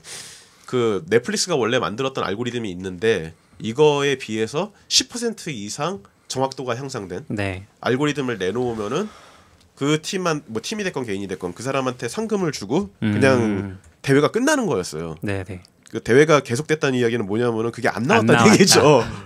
10%를 달성하는 팀이 안 나온 채로 이게 2년인가 3년을 갔는데 네. 어쨌든 그 결론 넷플릭스가 이런 알고리즘이 왜 필요했었냐면은 그 당시에는 넷플릭스가 스트리밍 업체가 아니었거든요. 뭔 DVD. 소리냐면은 네, DVD를 보내주고 그걸 회수하는 구조였기 때문에 DVD 리소스가 한정이 돼 있는 거예요. 네. 그러니까 뭐냐면은 DVD 유통이 효율적으로 돼야지 넷플릭스의 이익이 극대화되는데 그래서 이 추천 알고리즘이 잘 동작을 하면은 그만큼 넷플릭스는 이득을 얻는 거죠. 근데 아시다시피 넷플릭스는 좀 이따가 이제 스트리밍 미디어 컴퍼니로 완전히 넘어왔고 이게 좀 시간이 된 것 같긴 해요. 보니까 다르파 쪽이 2004년, 2005년쯤에 있었고 네. 넷플릭스 추천 알고리즘 대회가 이제 2006년. 그러니까 음. 시기상으로 보면은 이제 벌써 10년이 넘은 거죠. 그러니까 딥러닝 쪽에서 우리가 지금 딥러닝이라고 얘기하는 알고리즘이 나온 거는 거의 2010년대 초반이긴 네. 하거든요. 네네. 그러니까 사실 그거보다 좀 더 앞선 시기에 이제 머신러닝 알고리즘 대회 같은 것들이라고 생각하면 좋을 것 같아요. 말이 바뀌었지 사실 이제 비슷한 근데 그런 이제 주기로 그 가는 거잖아요. 핵심적인 부분은 어쨌건 CNN 같은 게 나오면서 완전히 달라지긴 한 거죠. 근데 이거는 사실 초창기에는 1부, 2부 같은 경우는 CNN은 가지도 않아요. 그렇죠, 그렇죠. 왜냐하면은 일부 같은 경우는 굉장히 뭐라고 그래야 되죠? 좀 원시적인 구조의 어떤 기계 장치부터 시작을 하거든요. 예를 들면은 원심 조속기 같은 게 뭐 그런 건데 예를 뭐라고 그래야 되나요? 우리가 이렇게 이런 레버 같은 게 이렇게 있다고 치죠. 레버가 0에서 1까지 표시되어 있는 레버가 이렇게 딱 있는데 네. 이 레버를 이렇게 올릴 때 자동차를 어떻게 이거에 맞게 그 속도에 달리게 할 건가? 그러면 그러니까, 그런 기계 장치를 네. 만드는 방법이나 이런 거에 대해서 소개하고 있거든요. 그 원리가 어떻게 동작하는지. 아, 뭐냐면은 이런 것들이 이런 자율주행 차량을 만드는데 굉장히 중요한 요소고요. 네. 네. 그러니까 그런 한 가지 요소들을 설명을 해 나가고 이제 2부 넷플릭스 추천 알고리즘 같은 경우는 이제 가장 많이 쓰는 그 가중 평균 구하는 거 있잖아요. 네. 그런 간단한 수식부터 시작을 해요. 그러니까 뭐 다시 말씀드리자면은 머신러닝이 됐건 AI가 됐건 이런 거를 구성하기 위해서 필요한 그런 기본 요소들이 태초에 무엇이 있었고 그 다음에 뭐가 나왔고 그 이제 방금 말씀하신 CNN이나 이런 거에까지 다 해서 그런 거를 쌓아나가면서 설명하는 구조로 돼 있어요. 기본적으로 그 저자의 정신 세계가 저의 이야기를 풀어내는 그런 구조랑 되게 비슷한 것 같아요. 저도 그런 게 제일 궁금하거든요. 네. 그러니까 CNN 뭐 이런 거 얘기 막 KNN 막 나오는데 이거는 어떻게 그 전엔 뭐였을까? 그쵸. 그 전엔 뭐였을까? 이런 것들이 그쵸. 궁금해지는데 그런 네네. 어떤 역사적인 흐름들을 잘 짚어주는 책이라서 네. 되게 궁금해지고 근데 저는 증정을 못 받나요? 이벤트 참여해야죠. 이벤트 참여할게요. 구독하면 되죠. 혹시 안 되시면 제가 한번 보내드릴게요. 네, 감사합니다. 이게 이제 3, 4부 쭉 진행이 되다가 5부 오면 이제 우리가 요즘 많이 언급하는 알파고랑 그다음에 스타크래프트 인공지능 대회가 나오는 것 푹 같아요. 넘어가는 건가요? 3, 4부는 무슨 내용이에요? 3, 4부는 사실 제가 별로 관심이 없는데요. 3, 4부 얘기도 잠깐 해주세요. 그러면 3, 4부 뭐였죠? 제가 기억이 안 나서 죄송합니다. 3, 4부는 자율주행 차선이랑 자율주행 교차로 차에 대한 얘기네요. 첫째 마당 밑에 거구나. 네. 예, 부로 보셔야 돼요. 부. 셋째 마당. 이제 아타리 게임이네요. 이게 엄청 중요한 건데 지금. 그래요? 게임 아니에요? 게임의 그 NPC들 뭐 그렇죠. 게임인데 그 예전에 구글의 무슨 팀이죠? 딥마인드에서 하는 거였나? 딴 데서 하는 이거 건가? 딥마인드에서 했던 거. 딥마인드에서 네. 이제 게임 쪽 처음 강화학습으로 그래서 한 것도 공개했었고. 그 옛날 뭐 네. 갤럭시안이나 막 뭐 벽돌 게임 같은 거 맞아요. 그런 아. 단순한 아타리 게임들 있잖아요. 예. 옛날 게임들. 이름 누구지? 기억이 안 난다. 딥마인드 수장이 누구죠? 하사비스. 데이비스 하사비스. 뭐 그런 그분이죠. 예. 네. 그 얘기인 것 같아요. 예. 네, 그거 만드는 거하고 그 다음이 이제 그 제퍼디. 제퍼디는 뭔가요? 제퍼디는 그 미국의 이제 유명한 게임 쇼인데요. 네. 그러니까 게임 진행자가 어떤 힌트를 이렇게 쭉 나열을 하면은 그게 뭔지를 대답해야 되는 거거든요. 그러니까 이게 좀 연상 퀴즈. 그런 거죠. 네. 연상 퀴즈 같은 건데 예를 들려면 뭘 해야 될까? 여기 지금 테이블 위에 포카칩이 있는데. 네. 그럼 예를 들면은 진행자가 이런 식으로 뭐 질문을 하는 거죠. 오리온, 감자칩, 뭐 어니언 맛, 뭐 이런 네. 뭐 생감자 맛이 좋은. 그러면은 이제 그 참가자는 포카칩이 뭐죠? 라는 이런 질문 형식으로 답을 해야 돼요. 이게 좀 이상한데. 그러니까 영문으로는 이제 what is 뭐 포카치 뭐 네. 이런 식이 되겠죠. who is 뭐 인물일 경우에는 who is 뭐라고 대답을 해야 되고. 네. 그냥 게임의 규칙이에요. 정답을 말할 때 질문형으로 정답을 말해야 한다. 그렇죠. 네. 그래서 힌트 자체는 이렇게 단어로 제시되는 경우도 있고 문장이 되는 경우도 있고 굉장히 다양한데 그거로부터 그 답이 뭔지를 추론해야 되는 거죠. 근데 실제로 이제 또 원문을 읽어보시면 알겠지만 우리가 생각하는 정확히 추론은 아니에요. 어떻게 보면 통계적 방식에 기대서 가능한 답을 좁혀나가는 약간 이런 방식에 가깝고요. 네. 이것도 뭐 본문을 보면 아시길 테니 굉장히 재밌습니다. 제가 개인적으로 좋아하는 파트예요. 아 그렇군요. 그 다음 부가 이제 알파고, 네, 그렇죠. 스타크래프트 네. 이렇게 나오는데 네. 스타크래프트는 왜 1을 안 하고 2를 했을까요? 1도 했어요. 아 1도 했어요? 네, 1도 했어요. 아, 네. 제가 알기로 1도 했고 2도 지금 다 이긴 걸로 알고 있고. 아마 여기서 네. 본문에서 다루는 건 스타크래프트 1일 거예요. 네. 그렇구나. 네, 그리고 재밌는 게 이 본문에서는 아직 스타크래프트 보스를 스타크래프트 그 프로 플레이어를 이기는 스타크래프트 보스에 나오지 않았다라고 끝맺음을 하고 있는데 네. 얼마 전에 쳐보니까 나왔더라고요. 네.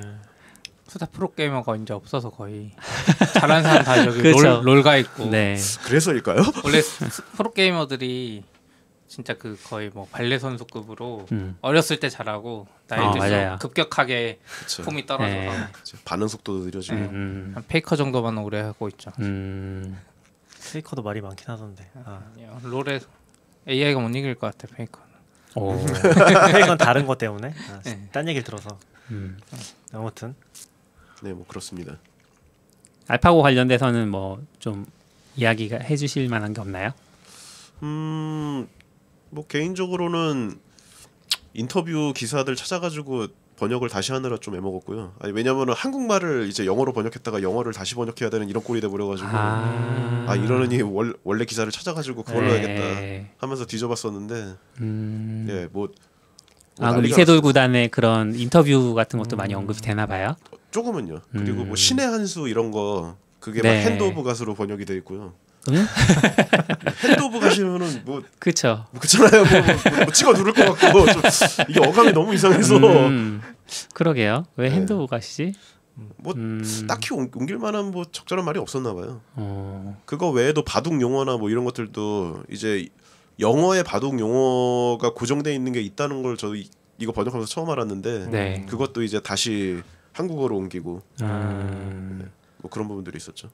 바둑은 좀 전혀 못합니다. 전혀 못하시나요? 네. 그러니까 어렸을 때 한번 잠깐 배워보려고 이렇게 바둑 치는 친구가 있어서 이렇게 했었는데 그 친구는 이렇게 뭐라고 그래야 되죠? 그러니까 초보들 가지고서 되게 이렇게 괴롭히는 수라고 그래야 되나요? 뭐라 설명을 잘 못하겠는데 저도 바둑 잘 모르니까 예. 그런 걸로만 계속해가지고 제가 흥미를 너무, 잃게 만드는. 예, 너무 이렇게 약이 오른 바람에 저 스타크래프트 다시 처음 안 배울 해요. 때 그렇게 배웠어요. 아는 친구가 이제 재미있는 게임이 있다고 해서 PC방을 데려가더라고요. 저에게 첫 PC방이었는데 아니다. 그 전에는 뭐 이렇게 슈팅 게임 같은 거 하고 첫 그 전략 시뮬레이션 게임을 하게 됐는데 친구가 막 한참 하고 있는데 갑자기 친구네 쪽에서 뭐가 날라와서 저를 막 공격하는데 눈에 안 보이는 거예요. 클로킹 레이스. 그리고 좀 있다가 보니까 뭐 커다란 폭탄이 떨어지는 거죠.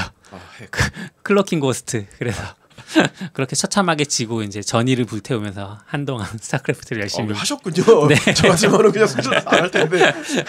그 화를 북돋았지만 이제 그걸로 경쟁심이 유발돼서 다행히 열심히 했던 옛날 얘기를 하고 있네요. 이런. 네. 책에 대해서 뭐 더 해주실 만한 이야기는 없나요? 뭐딱 생각나는 게 없는데. 근데 구성 보면 되게 재밌을 것 같긴 해요. 딱 봤을 때는 인공지능 쪽에 대해서 글씨가 엄청 큰 것 같아요. 리디북스에 팔길래 다운받아. 리디북스에도 있군요. 사신 건가요? 셀렉트에 올랐네. 저 회사 걸로. 그러니까. 이거를 리디북스 구매. 이거를 북스터디에 올려야겠다. 뭘요? 회사 북스터디에. 근데 은근 이제 텍스트로 다 풀어져 있어서 설명이 잠깐 봐도 이제 쉽게 읽을 수 있을 것 같다는 느낌이 드는데 문장을 자세히 보면 다 어려운 말들인 것 같은 느낌. 근데 좀 재밌을 것 같은 포인트가 뭐냐면은 딥러닝 쪽이 그렇게 엄청 잘 정리되어 있는 느낌 아니긴 하거든요. 왜냐면 지금도 아직 발전형인 상태고 그렇죠. 우리는 이제 되게 표면적으로 접하잖아요. 알파고가 누구였죠? 사람을 이겼다. 이세돌 구단을 이겼다. 이런 네. 식으로만 접하잖아요. 그쵸. 스타크래프트 프로그램을 이겼다. 바둑 기사를 이겼다. 장기 기사를 이겼다. 뭐 이런 식으로 듣는데 그거를 이제 막상 알아보려면 수식적인 거라든지 딥러닝 자체에 대한 이해가 또 필요한데 그게 이제 둘 사이에 간극이 좀 있다고 생각하긴 하거든요. 그래서 이게 지금 시점에서 정리를 했다는 건 굉장히 중요한 책 아닐까? 라는 생각이 들긴 하는 것 같아요. 한 번에 쭉 읽기는. 그리고 기본적으로 기술적인 세부 사항에 대해서는 거의 다르지 네. 않아요. 그런 것 같아요. 그게 포인트인 것 같아요. 네네. 그러니까 이제 뭐 엔지니어링 백그라운드가 없는 상태에서 이게 AI가 이제 뭐 내 비즈니스에 어떤 도움을 줄 수 있을까, 어떤 종류의 문제를 풀 수 있나. 아까 그런 것도 그런 거잖아요. 지금 그 추론이 아니라 통계적으로 푼다는 거. 그런 그렇죠. 걸 이해하는 것도 굉장히 중요한 포인트잖아요. 그렇죠. 네. 그렇죠. 겉으로 보이기에는 막 신기하게 이제 네. 그 IBM 왓슨이었죠. 네. IBM 왓슨이 막 척척 답을 맞추는 것처럼 보이지만 실제로 내부에서는 네. 어떤 것들이 일어나고 있는 거죠. 학습 데이터를 통해서 그렇죠. 이제 통계적으로 문제를 푸는. 그렇죠. 그러니까 그런 포인트가 굉장히 중요한 책이라고 봅니다. 네. 약간 머신러닝이 뭔지 모를 때 그냥 기본적인 거 한번 쭉 훑어보기 그렇죠. 좋을 것 같아요. 네. 양도 엄청 많지는 않아 보여요. 지금 네네. 전자책이라 이게 두께가 가늠이 안 돼요. 정말인가요? 한 500페이지, 450페이지 그래요? 정도 되는 것 같아요. 근데 글씨가 큰 것 같아요. 지금 예, PDF인데 원서에 비하면 PDF 판형을 예요? 약간 키웠어요. 완전 이북은 아니고 PDF로 나왔는데 이게 좀 글씨 큼직큼직하고 요즘 알라딘이나 S24 들어가 보시면 책의 두께도 대충 가늠할 수 있게 이렇게 3D 형태로 만들어 놓잖아요.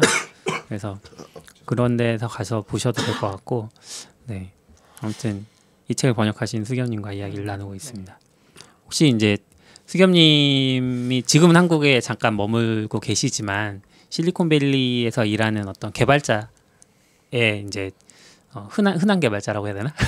그러니까 평범한 그러니까 개발자시잖아요. 네. 평범하다고 할 수는 없겠지만 어쨌든 그러니까 이렇게 최근 들어서 이제 그런 쪽으로 생각하는 분들도 한국에 많아지는 것 같아요. 미국 진출, 진출을 생각하시는. 네. 그런 어떤 생활상이라고 해야 될까요? 그런 데서 살아가는 어떤 개발자로서의 삶 이런 것 좀 얘기 듣고 싶어요. 일단 먼저 뭐 생활상을 말씀드리기 전에 일단 먼저 최근 이제 와서 주위를 둘러보면은 한국에서 오신 분들이 굉장히 많아요. 이게 이게 어떤 의미냐면은 한 5년쯤 전만 해도 사실 실리콘밸리나 그 근방에서 일하는 한국인 엔지니어 분들이 대부분 보면은 그냥 유학생 출신들. 그러니까 뭐 그냥 미국에서 태어나신 분들도 있지만 어쨌든 절대 다수는 이제 미국에 유학을 오셔서 좋은 대학 다니시고 네. 그걸 바탕으로 한 건 아니지만 어쨌든 그걸로 이제 실리콘밸리에 진출하신 분들이 대부분이고 저는 미국에서 대학을 나오진 않았거든요. 네. 그러니까 미국에서 어떤 교육 경험이 전혀 없어요. 그냥 완전히 한국에서 인지니어로 일만 하다가 그냥 미국으로 수입당한 뭐 어쨌든 수출당한. 근데 어쨌든 이런 그러니까 미국에서의 교육을 받아본 경험이 없으신 분들이 굉장히 많아요. 최근에 많아졌어요. 그거는 원래는 예전에 제가 알기로는 미국에서 그 대학 교육 과정을 마치면 미국 회사에 진출할 수 있는 어떤 통로 그런 것들이 약간은 그쵸, 있다고 오피스나 이런 들었는데, 것들이요. 네.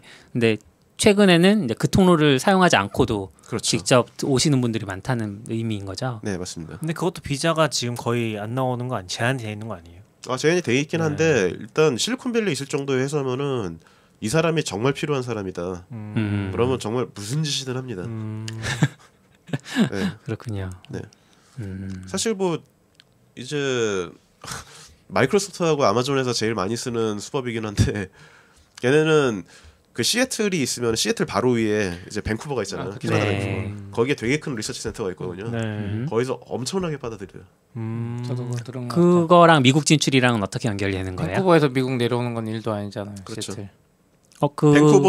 네. 밴쿠버에 들어가서 일단 캐나다 쪽에서 취업 비자를 얻기가 좀 더 수월하거든요. 예. 거기서 일을 하면서 미국 비자를 준비하거나 아니면 그냥 거기서 계속 있거나. 네네. 어차피 거기에 있으면서 그러니까 사내에서 이제 리모트로 일을 하는 거 자체는 사실 별로 그렇게 크게 구애를 안 받거든요.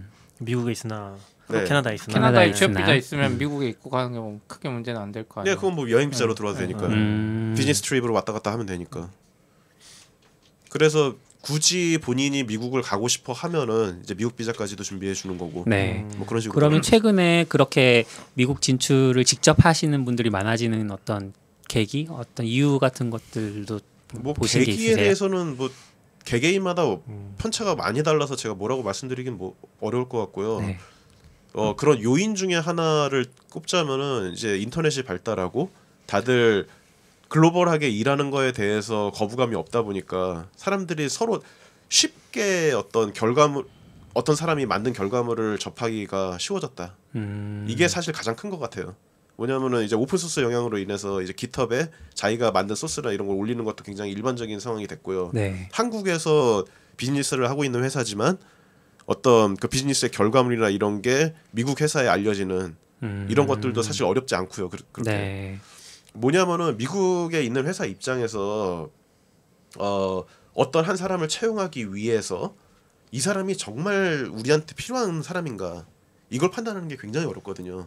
그렇죠. 그걸 어렵죠. 판단하기가 최근에 와서 굉장히 쉬워졌다는 거예요. 이제 뭐 링크드인을 통해서든 뭘 통해서든 이 사람을 평가할 수 있는 네. 어떤 항목들이 많아졌고 물론 이제 그 해당 인력이 최소한의 어떤 의사소통은 돼야겠죠. 그래야지 네. 뭐 자기가 뭘 했다는 거를 어떻게 문제를 풀었다 뭐 이런 것도 설명할 수 있고 자기를 입증할 수 있으니까 그런 부분의 장벽은 여전히 존재하지만 그래도 어쨌든 예전에 비해서는 그게 굉장히 쉬워졌다. 그럼 혹시 이제 그게 지금 그 중에 하나라고 그 미국 진출을 준비하고 계시는 분들이 네. 꼭 알아둬야 하는 뭐 어떤 팁, 준비해야 될 부분들 뭐가 있을까요? 팁이랄까 항상 내가 작성하는 코드가 이게 한국에서만 돌아가는 코드가 아니다. 아, 약간 그런 자세를 가졌으면 좋겠다는 생각이 들어요. 내가 알고 있는 이 기술이 내가 갈고 닦는 어떤 뭐라 그러죠? 뭐 책을 보면서 공부를 하든 뭘 하든 이 지식이나 뭐 모든 것들이 나 국내용이 아니다. 아니 뭐 근데 사실 그렇잖아요. 제가 뭐 알고 있는 알고리즘 지식이 미국에 간다고 이게 뭐 다른 거 바뀌지 않잖아요. 그렇죠. 항상 그거를 염두에 두고서 쌓아 나가다 보면은 네, 내가 뭐 미국에서 일하지 못할 이유가 뭐야? 오히려 반대로 이렇게 생각할 수도 있는 거죠. 근데 그런 거에 내가 미국에서 일하기 부족한 부분들이 어떤 것들이 있다라는 게 보이는 게 있다면 그거를 보완해 나가면 되는 거고요. 그리고 꼭 미국을 볼 필요도 없다고 생각해요, 저는 솔직히. 네. 네. 미국 말고 어딜 보면 될까요? 아니, 뭐 지금 싱가포르나 이쪽만 해도 많고. 중국도 있잖아요. 네, 중국도 있고. 중국은 좀 호불호가 있으니까. 그래도 그 미국만큼 큰 나라에 지금 어떻게 보면 특정 알리바바나 이런 데 트래픽은 미국을 능가하니까 네. 기술적으로 발전할 수밖에 없잖아요. 트래픽을 맞아요. 큰 거 경험하면 네. TPS 측면에서는 뭐 그러니까. 엄청나요. 점점 여기서도 이제 가끔씩 얘기하는데 루비 느리다는 얘기 되게 많이 하잖아요. 네. 근데 우리 한국 다 해도 할 수 있을 것 같아. 하는 거는 그 정도면 뭐. 그렇죠, 그렇죠. 그 정도면 어떻게든 엔지니어링 하면은 할 수 있을 것 같다. 요새 느낌 네. 좀 달라졌잖아요. 옛날이랑 다르니까. 근데 또 이제 중국이나 미국에서 확실히 좀 다른 부분이 있겠죠. 중국에서 이제 그런 이커머스 사이트에서 알리바바에서 이커머스를 받을 때 한꺼번에 그 정도의 요청이 들어오면은 어떻게 네. 받아야 될까? 완전 전략이 달라지잖아요. 뭐 그런 것들에 대해서 엔지니어링이 달라지지 않을까라는 생각이 들긴 해요. 그런 차이? 제가 뭐 항상 하는 이야기 중에 하나가 이제 사용자가 1000명이 있을 때, 100만 명이 있을 때, 10억 명이 있을 때 이게 겉보기에는 똑같은 사이트여도 아예 다른 걸 만들고 그쵸? 있는 거다라는 네. 건데 중국은 정말 그쵸 새로운 세계죠. 그런 측면에서. 만약 그걸 경험해 볼 수 있으면 또 그 인재들이 엄청 가치를 가질 수 있죠. 한 5년 10년 후에 진짜 그런 사람 계속 찾는 엄청 비싸게 찾을 수도 있고 네. 뭐 그럴 수도 있을 것 같긴 해요. 그래서 그런 어떤 제한된 영역이긴 하지만 중국도 그 싸지 않습니다. 그렇죠. 중국이 지금 엄청납니다, 저도 지금. 중국 진출하신 분 얘기를 들었었는데 네. 원래 이제 중국이 좀 인력이 싸서 들어가신 걸로 알고 있거든요. 한 5년 전쯤에. 근데 지금은 중국 인력이 더 비싸다고. 완전 조금 독박스 느낌으로. 소프트웨어 엔지니어는 뭐 전 세계 어디를 가든 네. 희소 자원이기 때문에. 심지어 제가 튜토리얼 최근에 같은 들은 거죠. 것 중에도 베트남에서도 그러니까 물론 기본적으로 낮지만 그 중에서도 지금 눈에 띄게 연봉이 많이 올라간 쪽이 소프트웨어 엔지니어 쪽이라고 그런 얘기도 있더라고요. 이게 다 실리콘밸리 때문이긴 한데 뭐 그렇죠.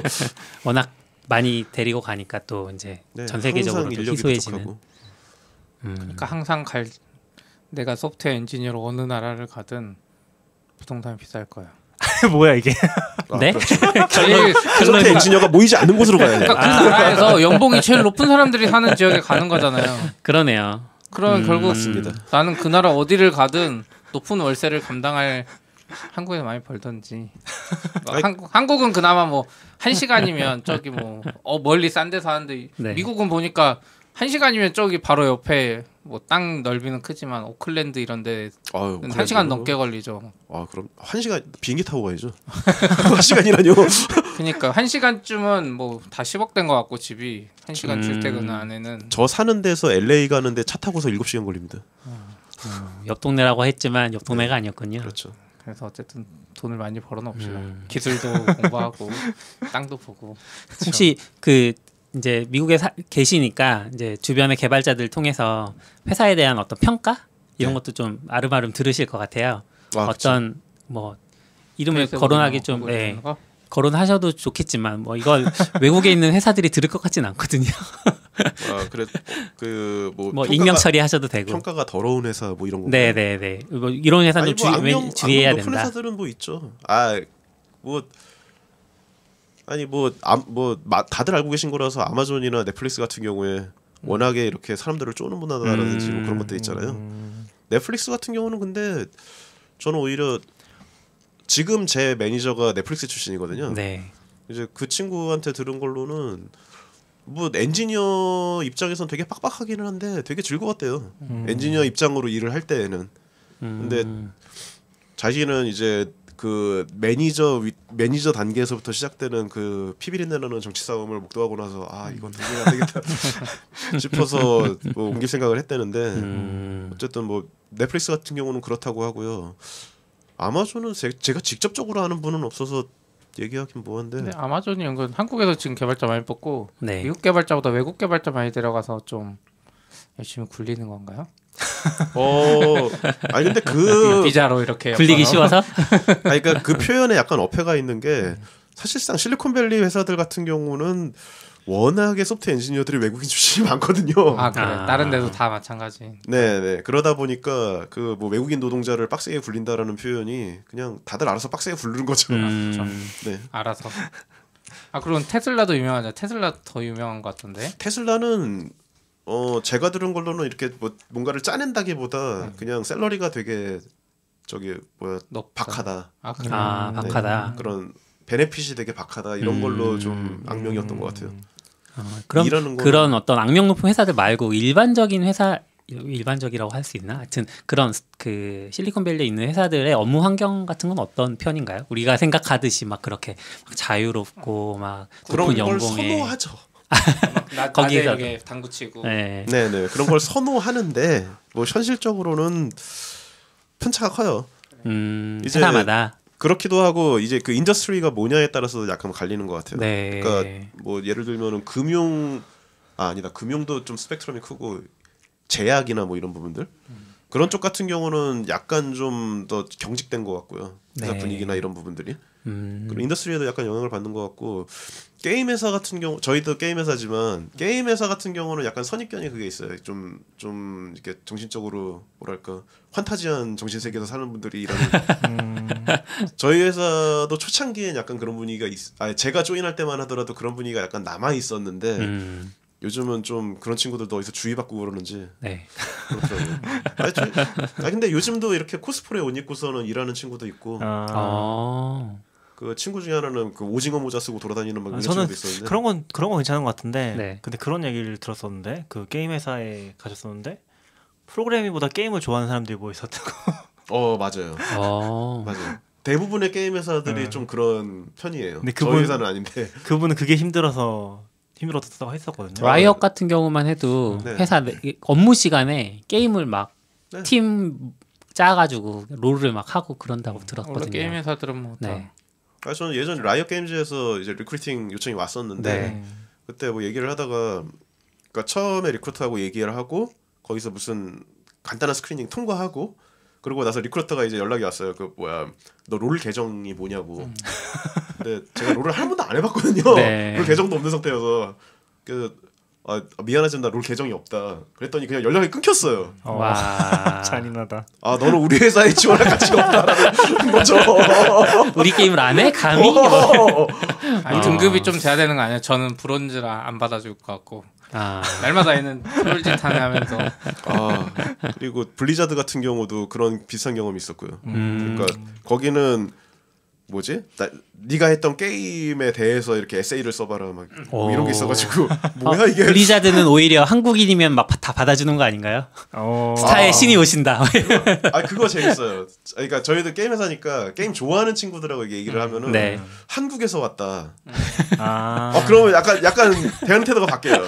눈빛이 달라지는 거 아니에요? 네. 당신이 성지에서 오신 그분입니까? 되게 재밌는데 그 저기 뭐 일본에서 온 친구한테도 약간 그러고 한국에서 온 사람이라고 그래도 약간 그러고 뭐 그런 게 있더라고요.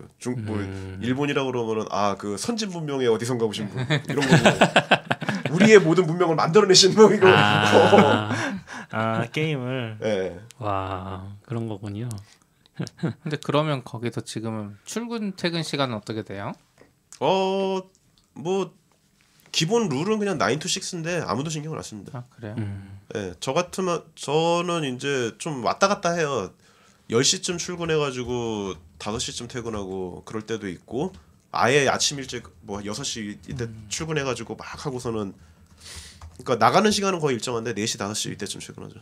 제가 그 애플 본사 가끔 구경 갔을 때 보면 4시인가 퇴근하더라고요. 아침에 일찍 그 통근버스가 4시에 있더라고요. 보니까 대충 아침에 아니 오후에 예. 해서 오후 4시에 가나 보다 근데 또 이제 그쪽에 일하는 사람들 말 들어보면 아침에 출근해서 4시에 가서 가족과 함께 저녁 있는 삶을 즐기고 저녁 먹고 나서 다시 일한다고 그런 것 같던데 네. 약간 그게 일반적인가요? 대부분?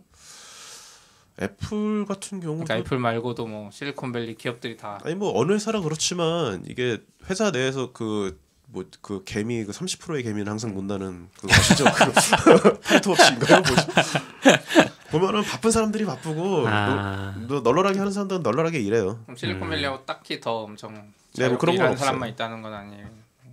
그쵸. 근데 대신에 모든 어떤 사이클이 가족 중심으로 이루어지다 보니까 보통은 가족 그 아이들이 얼마나 컸느냐 이런 거에 좀 맞춰서 돌아가는 게 있죠. 그 사람들이 4시에 퇴근하고 싶어서 퇴근하는 게 아니라 애들을 데리러 가야 돼요. 안 나타나면 뭐 거의 한국처럼 뭐 봐주고 이게 없거든요. 네. 그냥.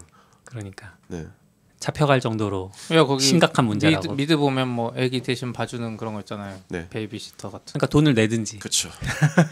그러면 애를 어쨌든 집에다 데려다 놓고 내니를 불러서 애를 보게 해야 됩니다. 뭐 이런 거. 방치는 없다. 그렇죠. 돈 많이 벌어야 되겠네. 더 많이 벌어야 되겠네.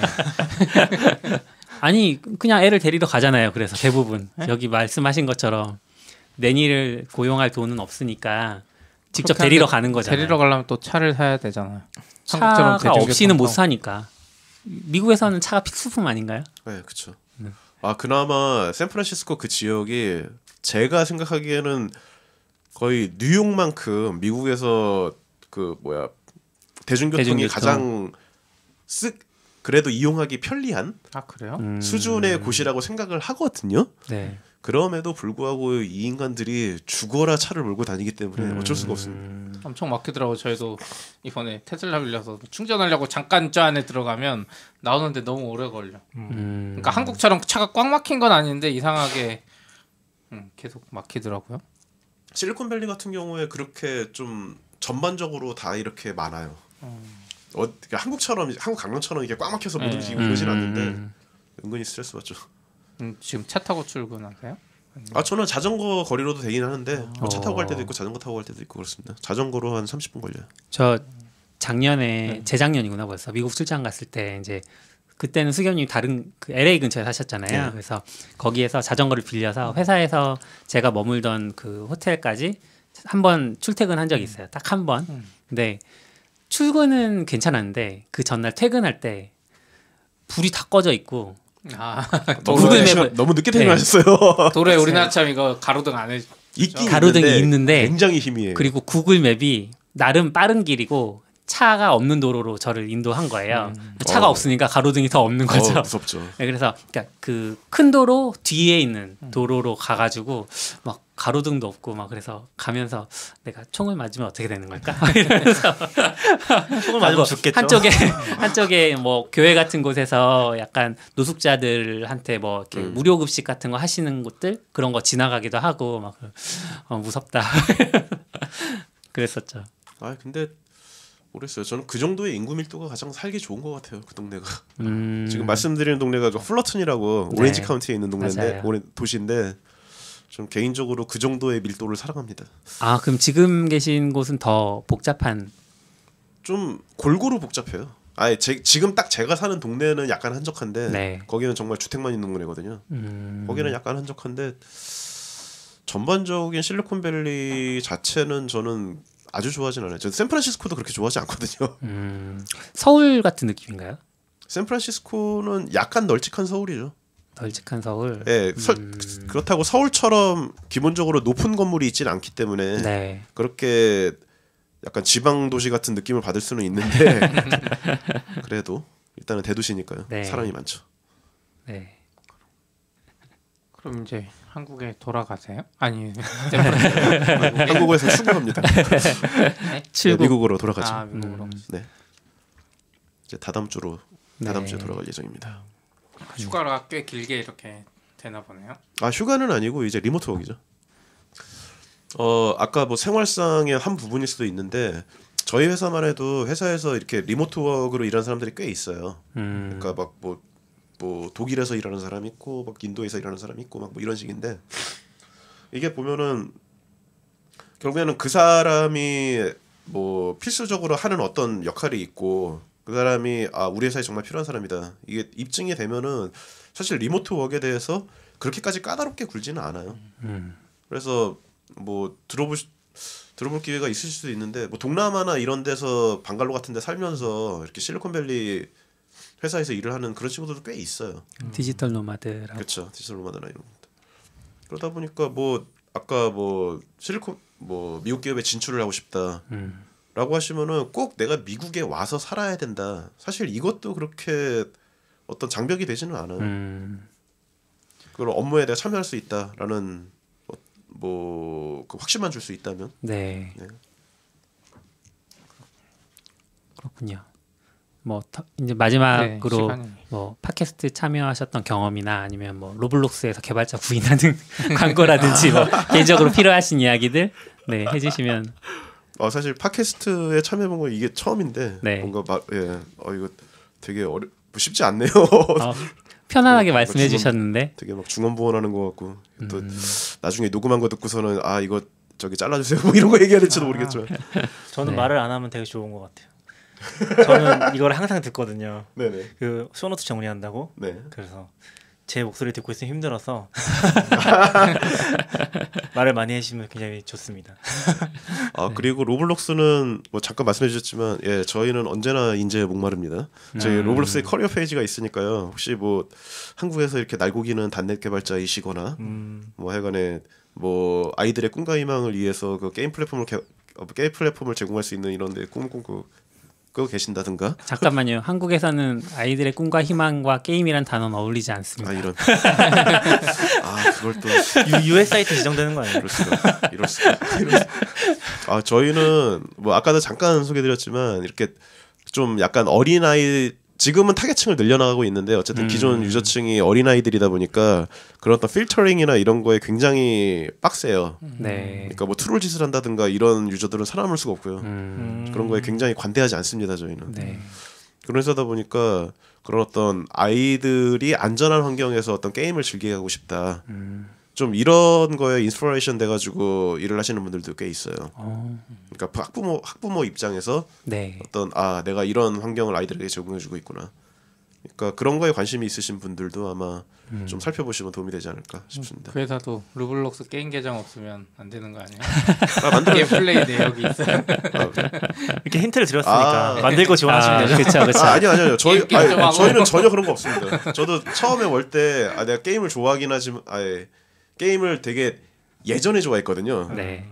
그러니까 20대 될랑 말랑할 때 그때까지만 좋아하다가 좀 시간을 절약해야겠다 그러고서 잘 안 했었는데 어쨌든 어렸을 때 되게 좋아했고 게임 개발자로서의 어떤 꿈은 있었지만 하지 못했다.